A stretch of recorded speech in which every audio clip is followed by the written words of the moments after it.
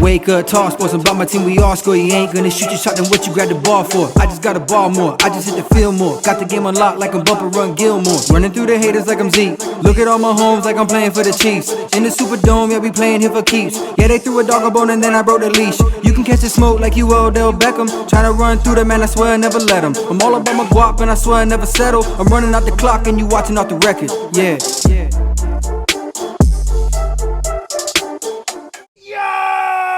What's up, everybody? Thank you for checking in once again to OTRSN Network. It's your host, Steven Valdes, and it's the 10th episode. Are y'all ready for this? I know it's been a while, but like, shit's happening. I have a life. But I'm back cracking down with this shit, and I'm gonna go back to live streaming. So, everybody, honestly, subscribe, like, all that shit right now. I'm hyped. Shit, let's get it. With the first topic of the day, we're going to start with the MVP race. There's a lot of people who are saying that Giannis is better than LeBron, or that Giannis deserves the MVP over LeBron. And in my eyes, I don't really think that. And you may look at the numbers and the record and think that, like, Steve, you're tripping, bruh. But chill out. I'm going to give you both sides of the story. Maybe a little bit more LeBron. I'm a little biased. I can admit it. But now if you ask me, LeBron's impact on the court is just more in general. Just period, his passing and all that. It's just better than Giannis. But if you look at the plus-minus stats, his plus-minus is worse than Giannis. And he's under in win shares, and he also just doesn't rebound better. But the real question is if you were to take both of those players off their team, which team would perform better without their star player? In my eyes, the Milwaukee Bucks have a way better supporting cast, just mainly due to the fact they have so many players and so many bodies to throw at other players, so Giannis doesn't even have to play all the time. Eric Bledsoe, Chris Middleton, Brook Lopez, even Dante DiVincenzo, which I'm going to talk about in a second, is actually doing pretty damn good this season. And the Lakers, once LeBron gets subbed out of the game, their whole entire game just falls apart. Even with Anthony Davis on the court, they just don't have a ball handler. Without LeBron, and we all know Rondo can't really shoot, so I mean, how good is that going to be? Giannis averages 4 minutes less than LeBron James, 34-30. And they have the better record, which we all know, but I think that's honestly more in favor for the team. If you think about it, because while Giannis has all his issues, the whole rest of the team can ball out. Giannis was playing like crap yesterday, and they were still in the game. It wasn't close, but they were in the game. Giannis playing 30 minutes is easily the lowest amongst all the rest of the superstars and all the rest of the people in the top plus-minus category. Now you may be thinking, well, plus-minus doesn't tell you everything, but if you really look at the list, it is all superstar studded, going all the way down to the person with less minutes than Giannis, Dante DiVincenzo, his teammate, who is 22nd on the list, with an array of length and players and just bodies, just being able to be thrown at other stars. Like I said before, Giannis is able to get out of the game early because he creates leads early. That's why he's only averaging 30 minutes, which that also leads to them having the best record as well. There's just so much more help on Milwaukee's side. Like, if you take the context into the MVP award, I really don't see how you don't give it to LeBron. Just seeing how bad his team performs without him on the court. They need him. They are a possible championship contender. Not possible, they definitely are a championship contender. And without LeBron James, they'd be struggling to make the playoffs. This Lakers team is worse than the Pelicans team that Anthony Davis was just on. They were struggling to make the playoffs. Yeah, they won a series one time, I believe. But honestly, that shit don't matter. You gotta give it to LeBron. Just put it into context. Understand that each team stacked together, Giannis has a better team. LeBron James is doing more. His numbers are stacking up next to Giannis. 17 year doesn't matter, but this is just really good for LeBron. It's his 17th year and he's leading the league in assists. Who the fuck does that? In my eyes, LeBron's MVP. There's still a good amount of the season left. Like, I think like 20 games, something like that. But as long as the trajectory keeps on going, in my eyes, it would be LeBron. But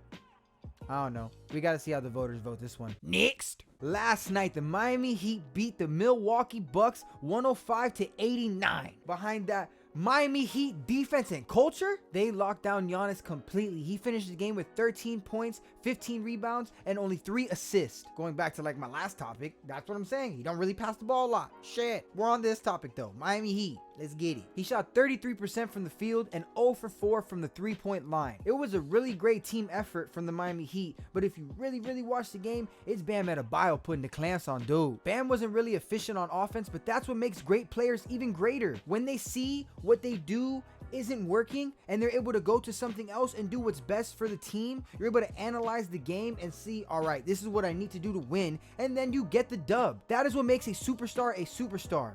Bam Adebayo, you are a superstar. The rest of the team really helped with a lot of assists across the board. There were 2 players with 5, 2 with 4, and a bunch with 2 and 3.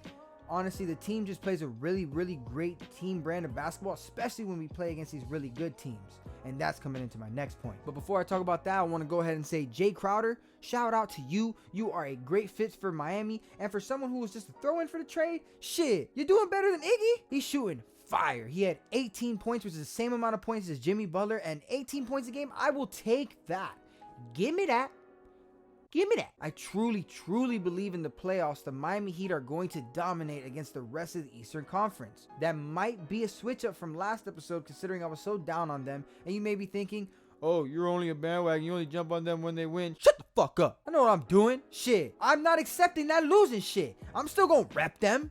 It's Heat Nation till I die, baby. Shit. But I really found out about this stat that I didn't have any idea about. The Miami Heat are 2-0 versus the Toronto Raptors, 2-0 versus the Indiana Pacers, 3-1 against the Philadelphia 76ers, and 2-0 versus the Milwaukee Bucks.